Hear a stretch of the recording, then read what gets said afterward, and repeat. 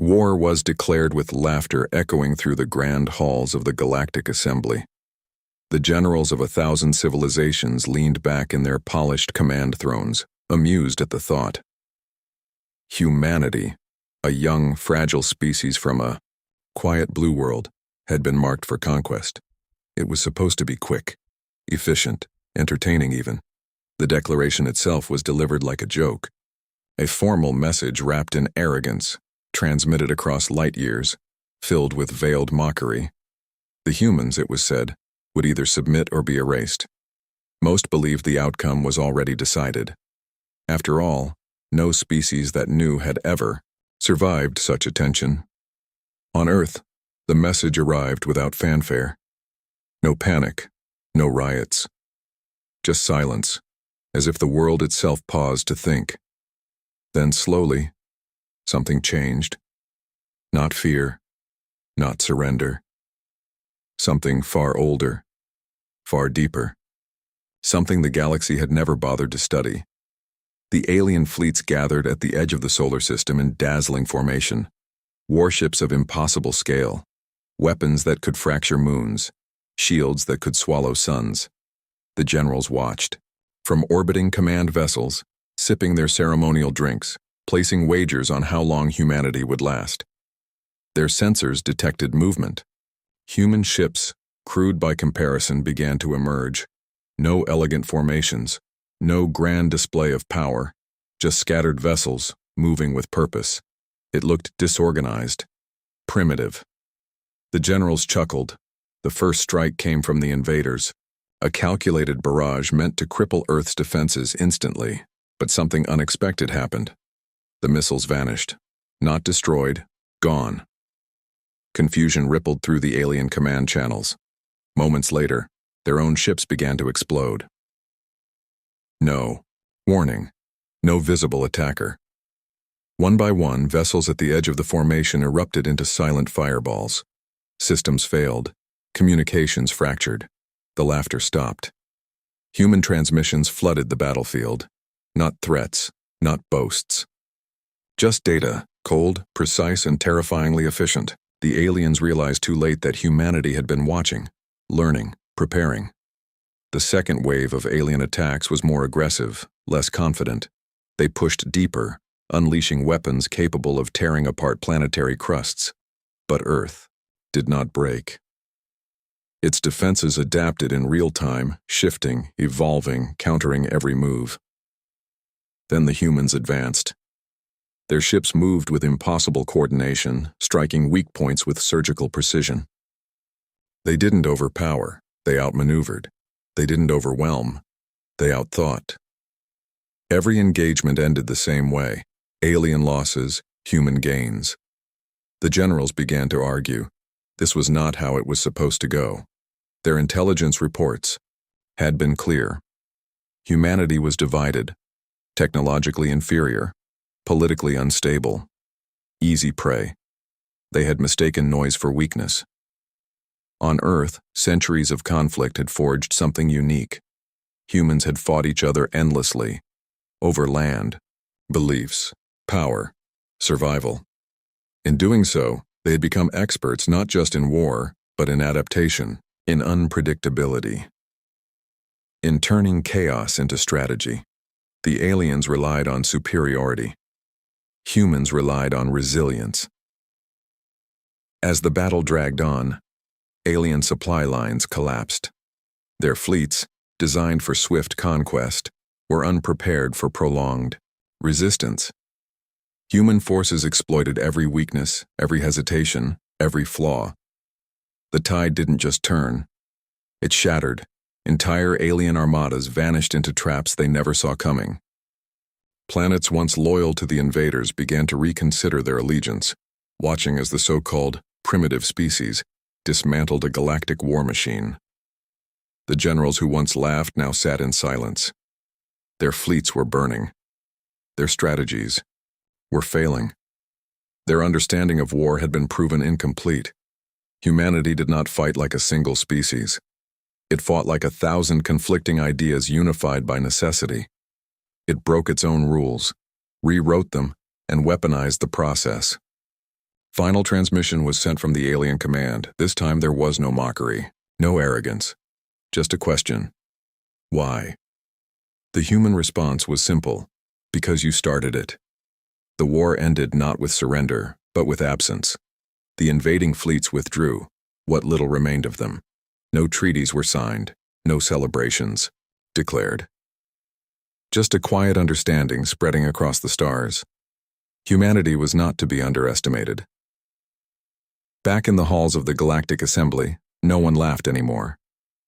The silence that followed the war was heavier than the conflict itself. Across the galaxy, systems that once thrived under the shadow of the invaders now drifted in uncertainty. Trade routes went quiet. Alliances fractured. And in that void, one question lingered. What would humanity do next?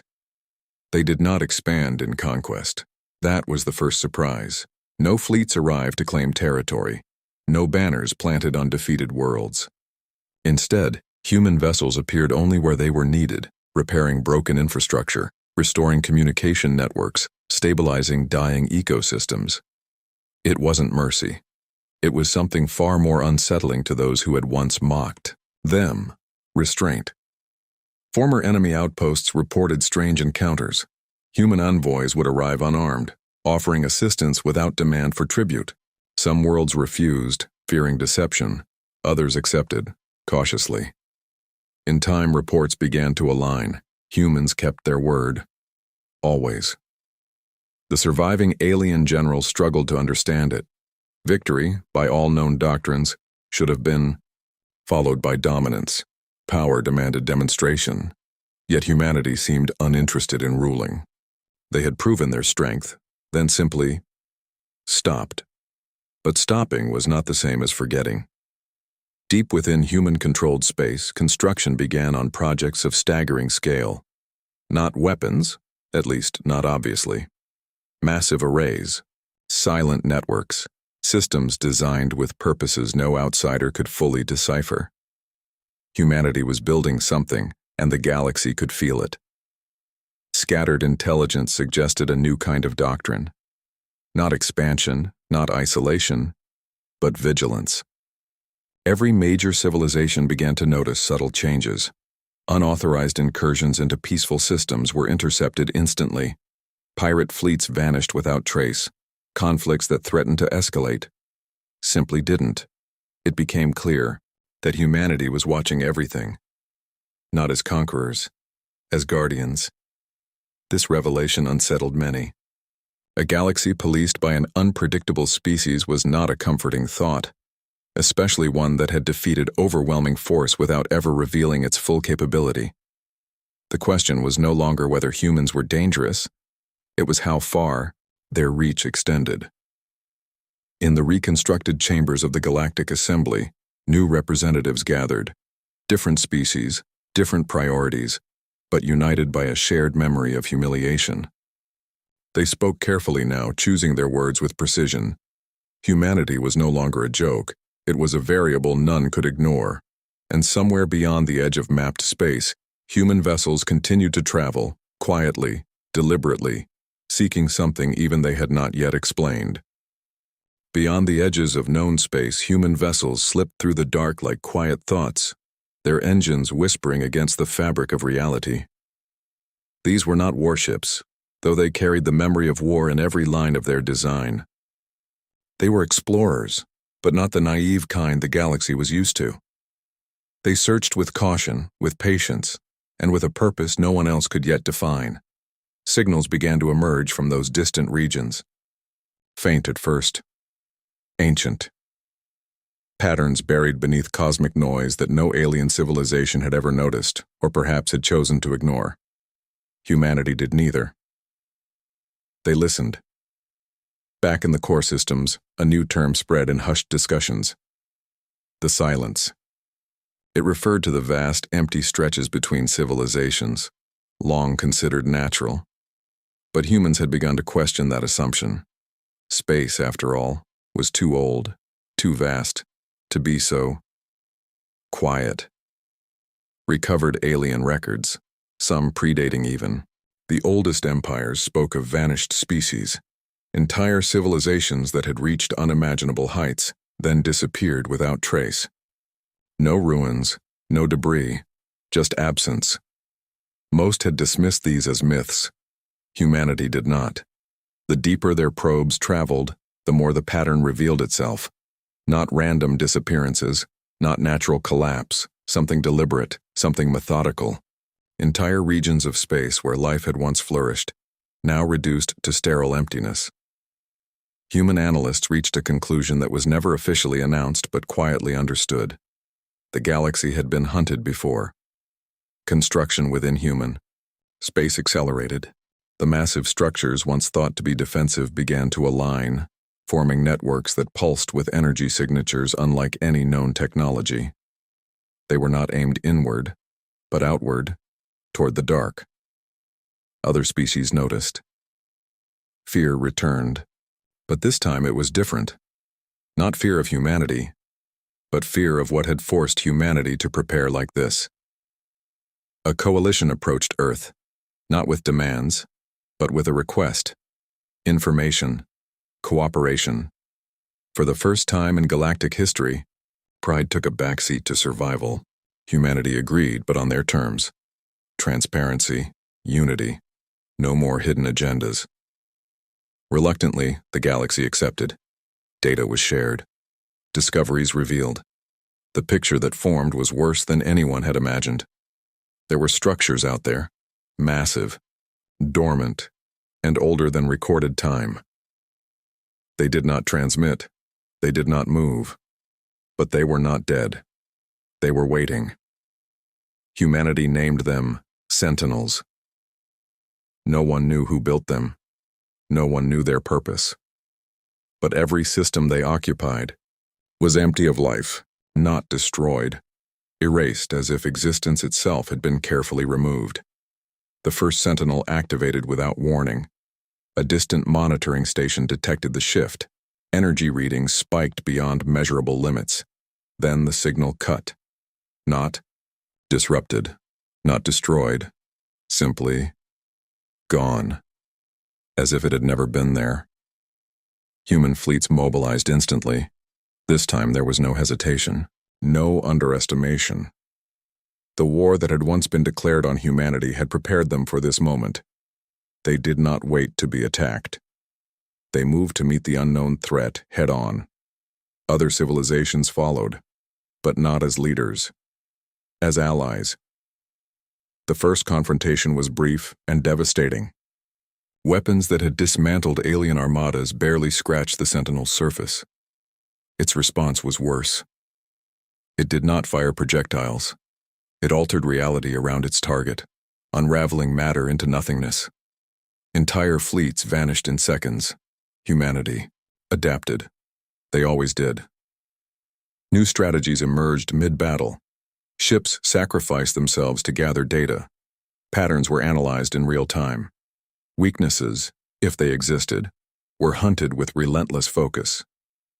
Then, for the first time, a Sentinel faltered. It was subtle, a fluctuation, a momentary instability in its structure. But it was enough. Humanity concentrated everything on that single anomaly, not brute force, precision, calculation, timing. The Sentinel broke, not exploded, not destroyed in any conventional sense. It collapsed inward, folding into itself until nothing remained. The battlefield went silent. Hope surged, brief, fragile, dangerous, because the sensors lit up again. Not one signal, hundreds. The Sentinels were waking. Across the galaxy, the old empires, the new alliances, the once enemies all looked toward one species, the one that had been laughed at, underestimated, nearly erased before it ever truly began. Humanity did not celebrate their small victory. They prepared for the real war, and this time, there was no one left who found it amusing. The awakening spread like a ripple through the fabric of the galaxy, each new signal confirming the same truth. This was not an isolated threat. The Sentinels were a system, a network, something vast and coordinated beyond comprehension. Humanity recalculated everything. This was no longer a war. It was a reckoning. Emergency councils convened across every major civilization. Old rivalries dissolved overnight. Borders became meaningless. Survival replaced politics. For the first time in recorded history, the galaxy spoke with something close to a single voice. And that voice was asking humanity what to do. They answered with action, not speeches. Human command structures expanded into a unified network, integrating alien fleets into a shared operational system. It was imperfect, chaotic, and fragile, but it worked. Where once there had been division, there was now coordination. Where there had been arrogance, there was now urgency. The Sentinels did not rush. They moved with deliberate certainty, activating, one region at a time, as if following a schedule older than the stars themselves. Each system they entered went silent within minutes. No distress calls, no debris, just absence. Humanity refused to let that pattern continue. They began striking. First, small, fast response fleets targeted newly awakened Sentinels before they could fully stabilize. It was risky, often suicidal, but it yielded results. Each encounter revealed fragments of understanding. The Sentinels were not invincible. They were precise, predictable in ways that could be studied. Losses were catastrophic, but no longer meaningless. In the depths of human research facilities, scientists worked without rest, pushing beyond the limits of known physics. The data collected from fallen Sentinels revealed something impossible. Their technology did not just manipulate matter. It edited existence at a fundamental level. To fight them, humanity would have to do the same. The first breakthrough came quietly. A prototype system, unstable and dangerous, capable of resisting localized reality distortion. It was rushed into deployment, installed on a handful of ships sent directly into a Sentinel-controlled zone. Most did not return. But one did. Its data confirmed what humanity needed to know. It was possible to survive. Production began immediately. Across human space and beyond, factories shifted entirely to the new technology.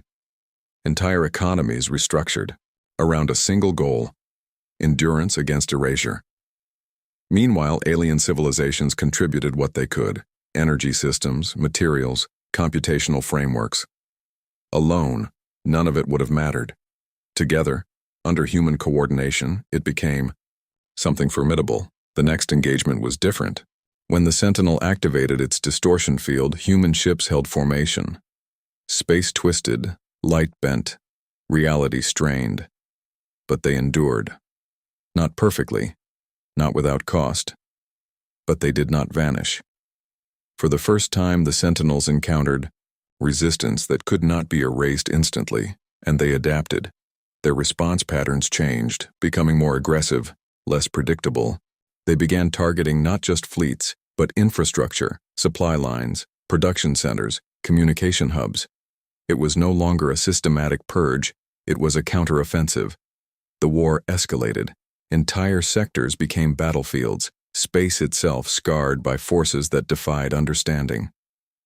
Stars dimmed, planets cracked. The galaxy, once teeming with life, began to feel smaller, quieter, more fragile. Through it all, humanity remained at the center, not unscathed, not undefeated, but unbroken. A new doctrine emerged, one that defined this war unlike any before it. Victory was no longer measured in territory or destroyed enemies. It was measured in survival, in delaying the inevitable long enough to change it. Human strategists identified a possibility hidden within the Sentinel network. They were connected, not just communicating, but synchronized.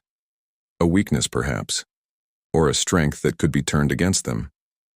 Plans formed around a single, dangerous idea. If one could be disrupted in the right way, it might affect them all. The target was chosen, a central node deep within a region already consumed by the Sentinels. No Allied fleet had ever survived there. No signal had ever escaped. Humanity volunteered anyway. The mission would not be announced, not to the galaxy, not even to most of their own people. It was too important, too uncertain. A failure could mean accelerating the very extinction they were trying to prevent. so they moved in silence. A fleet assembled, not the largest, not the most powerful, but the most capable, crewed by those who understood exactly what was at stake. No illusions, no expectations of return. As they crossed into the dark region, transmissions ceased. Sensors faded. The last message sent was simple, almost calm. Beginning Phase 1. Then they were gone. Across the galaxy, the war raged on. Fleets clashed, worlds struggled to hold together, but beneath it all, a quiet tension grew. A sense that everything now depended on something unseen, something far beyond the front lines. For the first time since the Sentinels awakened, the outcome of the war was no longer entirely in their control, and somewhere in the darkness humanity was about to change the rules again.